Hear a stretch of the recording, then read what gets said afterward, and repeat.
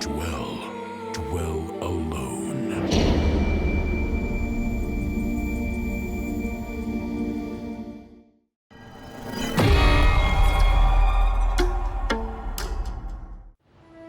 An antique store alive with the ghosts of bygone days. Yet the proprietor, Albert Vuong, has labored long and hard to block out the past, his own past. A survivor of the killing fields of Cambodia, Vuong has consigned his painful memories to the tomb of his mind. For 20 years, he's kept the lid closed, a struggle that continues to this very day.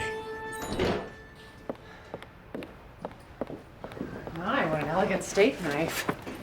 Don't tell me, it's a priceless ceremonial piece. In feudal times, it was a weapon held sacred by royal court assassins, given by the king to those he favored most. Yeah, so they could butcher his enemies with heads held high.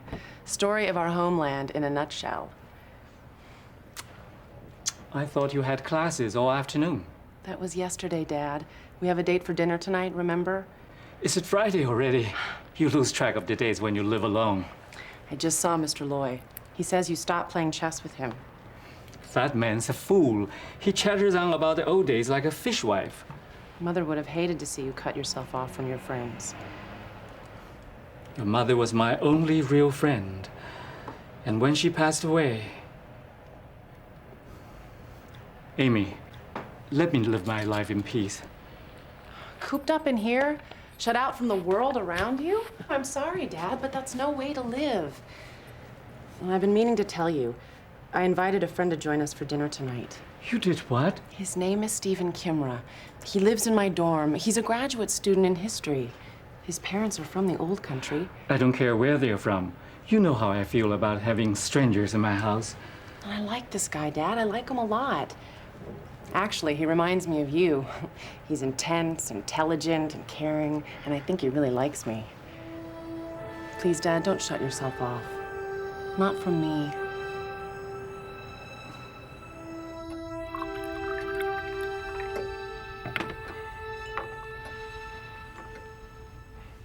Thanks, Amy. Interesting design. From the looks, I'd say Qing Dynasty, 16th century. 19th. Of course, the Tungchi reign. 同治. You should have seen Stephen admiring your collectibles downstairs. It was all I could do to tear him away. An appreciation of the past is a rare trait in the young. Well, I feel it's important that we should study the past, Mr. Vuong. We live in a world that's quick to forget, especially when human suffering is concerned. Take our country, for example, the time of sorrows, of the hooded death squads. Would you believe my sister's children had never heard of these things? Maybe that is for the best. I can understand how you feel. Amy tells me you're one of the survivors. The world has a lot to learn from those who escaped the slaughter. Escaped? No one ever escaped. Not as long as they remember. I'm sorry, Steve. It's just that... I'll be right back.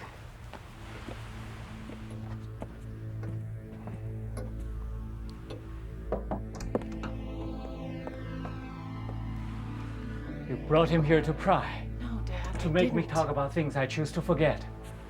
It's just that Stephen is writing his thesis paper about the time of sorrows. And when he asked me for my help, I thought that... Thought maybe... what? That I could be tricked into opening old wounds, share my suffering with a stranger. I know how guarded you are about your memories. But maybe sharing them could help heal your wounds. I want him out of my house, out of my life. I'm sorry, Dad. I never meant to hurt you.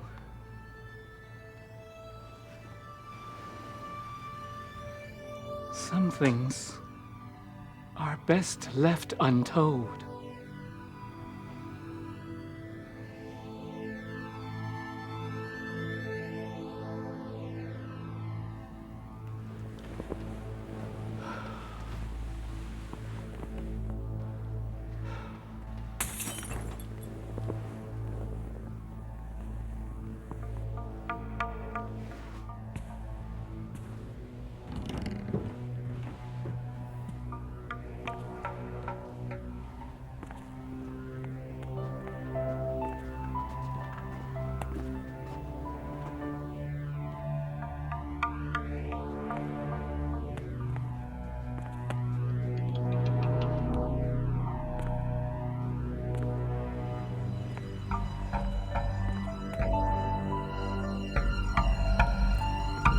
Who's there?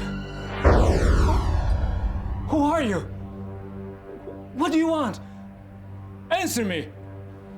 You know who we are and why we've come back.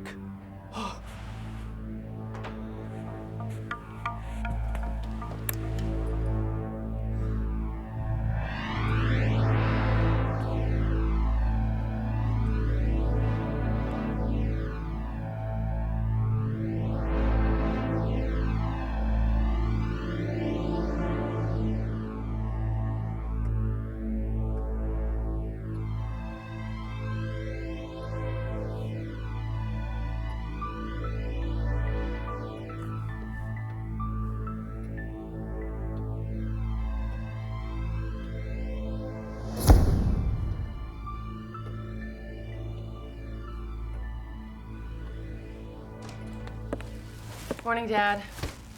I know you go ballistic when I show up without calling, but I was passing the bakery on my way to school and... What's wrong, Dad? You're pale as a ghost. I didn't sleep well last night. The nightmares again? I'm fine, Amy. Really, I am. Are you? Friends of yours? They were, once. Then one day they joined the secret police. They returned to my village, rounding up people they had known all their lives, rooting out subversion by any means possible. You have no idea the depth men will sink to in the name of following orders. I've tried to put the past behind me, prayed for strength to erase the terrible memories from my mind, but it's no use. They won't let me. There's no shame in being a survivor, but maybe the only way to bury the past is to face it. Talk to Steve, Dad. Tell him what he needs to know. It's time to put these things to rest.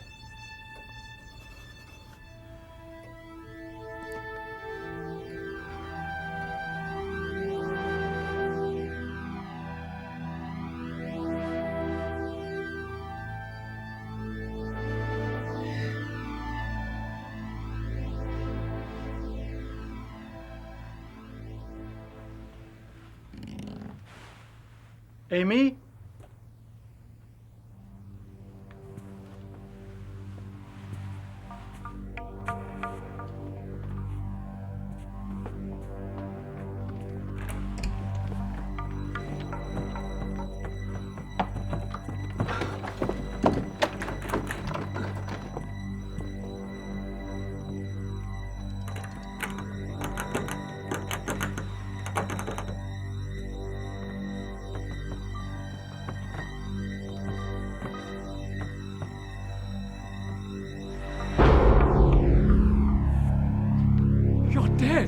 All of you are dead! We are not the kind who die easily, Vong. No one knows this better than you.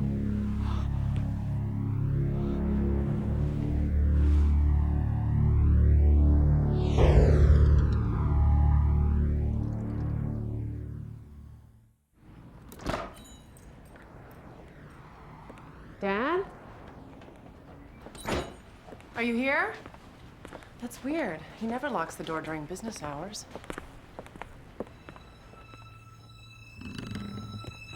Dad? Oh my God. Is he? It's okay, Amy. He's coming too. It's all right, Dad. You're safe now. They've come back from the dead to reclaim me, to punish me for surviving.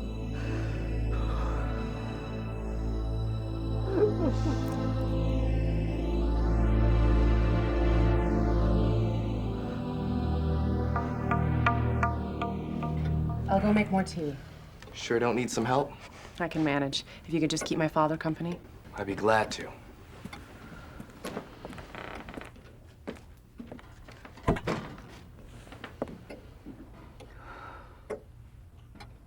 Those men you said came back. They worked at the S-34 interrogation camp, didn't they? An amazing achievement. You escaping that charnel house. How did you ever manage such a feat? I don't want to talk about it. Did you know out of 14,000 prisoners held at 𝐸-34, there were no other known survivors? I want to be left alone. Years later, after the death squad leaders were captured, many victims from other camps came to testify, but you weren't among them, were you? No more. After the trial, many people traveled for miles just to witness the executions. How appropriate. They got to wear their hoods before the nooses tightened around their necks. But you weren't there to witness it, were you, Mr. Vuong? In fact, you never even left this store. What are you saying? What are you accusing me of? Just searching for the truth. The truth. I'll show you the truth. A souvenir from 𝐸-34. A scar so deep it refuses to heal. Is that proof enough of the pain I endured? But the question is, who was the one wielding the blade? That's enough! What the hell are you doing? I'm sorry, I don't even Amy, want to you hear don't- your explanations. Get out right now. Get out of my father's house.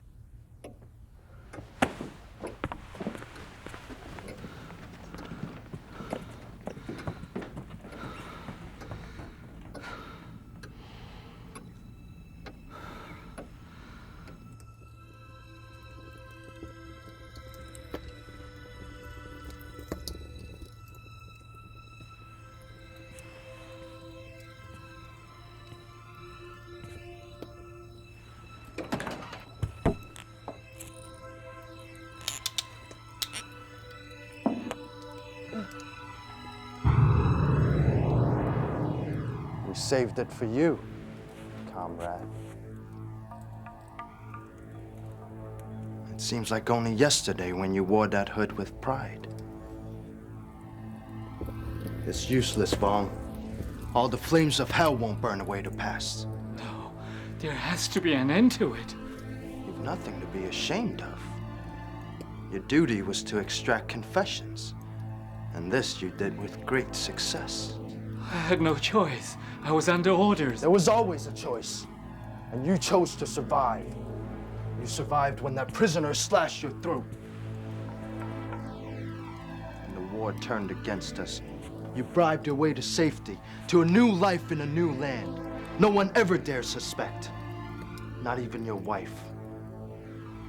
It's all different now. I'm not the man I was. Amy's friend doesn't see it that way. He's determined to expose you, to bring you to justice at all costs. That's why we've come back to help you. No, You've survived too long to back down now. I can't. Not anymore.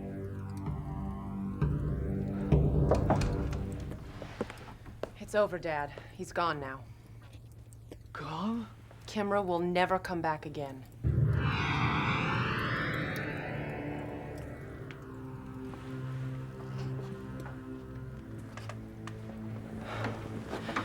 God forgive me for bringing him into this house. I thought his intentions were pure, but all he ever wanted was to spew his filthy accusations, his terrible lies. That's all they were, nothing but lies. There's just no way you could be guilty of such atrocities. A person lives with someone all their life. They know who that person really is.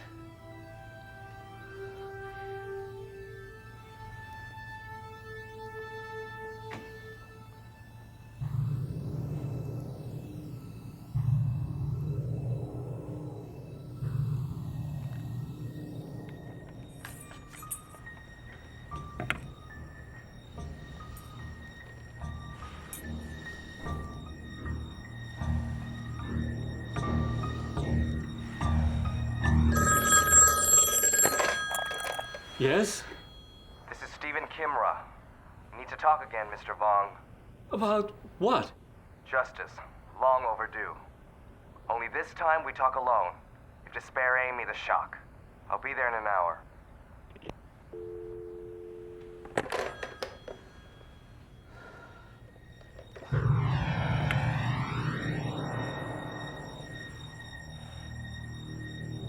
You know what you have to do.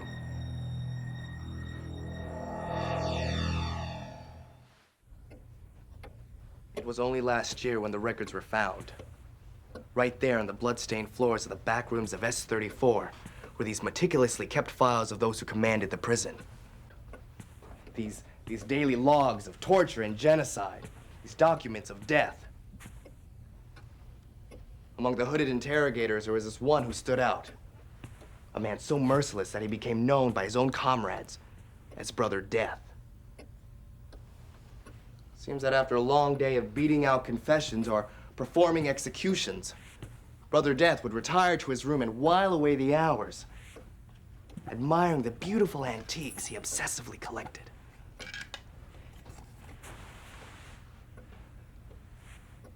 He was also quite fastidious about documenting his victims.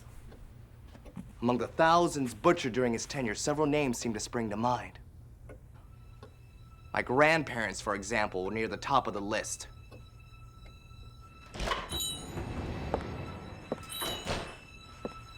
What do you propose to do with me? I'm willing to offer you a chance to turn yourself in quietly. So what's it gonna be, Brother Death?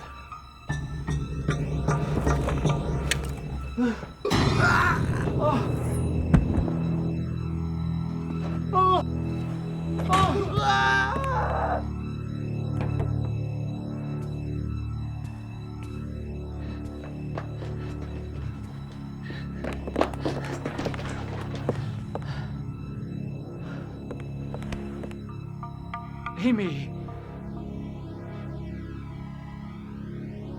You killed him. Amy, I swear I didn't. Even when he threatened me, I couldn't. Threatened you with what? Where are you going? To call the police? No, don't.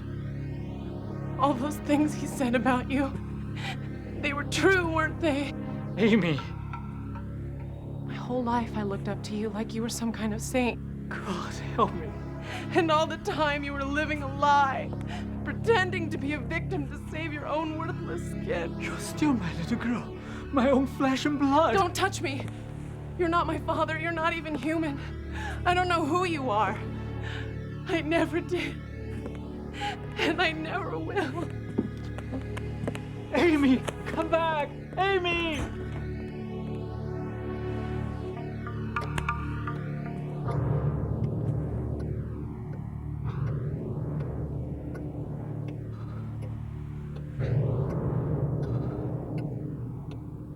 You'd be a fool to let her go.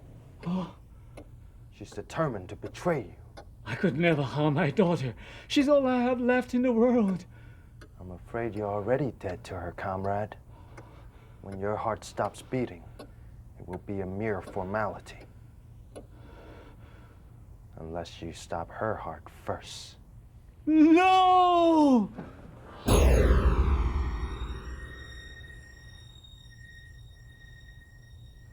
Fourth precinct. Hello? Hello?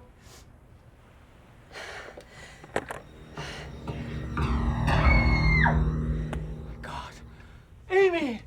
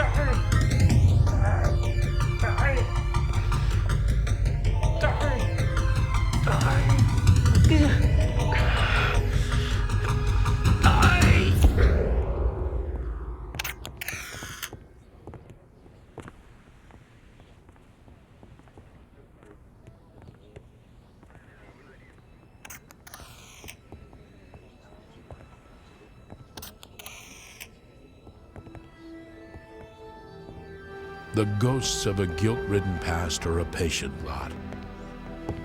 They can lie in wait for years, festering in the darkness of memories, hungering to mete out the justice that's been long deferred. When at last the hangman calls, he often wears a familiar face. In the case of Albert Vong, the face of his executioner was all too familiar.